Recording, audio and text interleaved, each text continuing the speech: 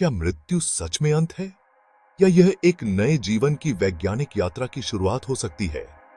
आज हम एक ऐसा विचार साझा कर रहे हैं जहां मृत्यु, विज्ञान और प्रकृति मिलकर एक नया जीवन बनाते हैं।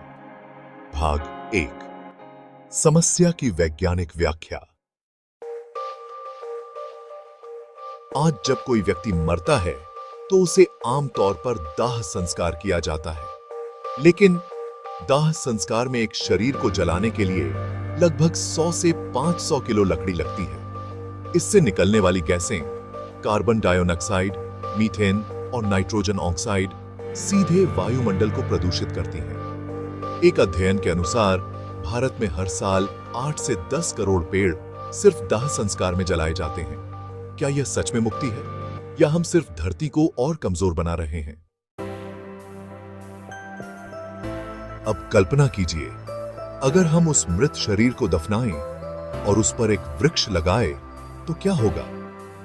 विज्ञान कहता है मानव शरीर में लगभग 16 से 20 तरह के पोषक तत्व होते हैं। नाइट्रोजन, फास्फोरस, कैल्शियम, पोटेशियम आदि, जो पौधों के लिए उत्तम खाद हैं। जब शरीर मिट्टी में मिलता है तो ये सभी तत्व उस वृक्ष की जड़ों द्वारा अवशोषित किए जाते हैं, यानी एक शरीर धीरे धीरे एक पेड़ में बदल जाता है।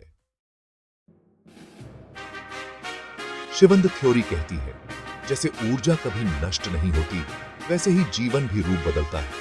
विज्ञान कहता है E बराबर mc², यानी ऊर्जा और द्रव्यमान एक दूसरे में बदल सकते हैं। तो जब एक मानव शरीर जो ऊर्जा का रूप है धरती में मिलता है तो वह वृक्ष के रूप में नई ऊर्जा में बदल जाता है। यह है साइंटिफिक रीइंकार्नेशन, एक वैज्ञानिक पुनर्जन्म।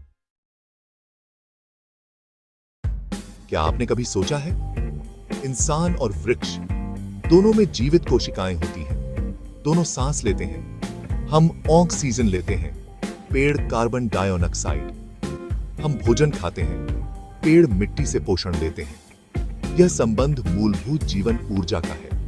वृक्ष भी प्रजनन करते हैं, बीज गिराते हैं और एक जीवन को अनेक जीवनों में बांट देते हैं।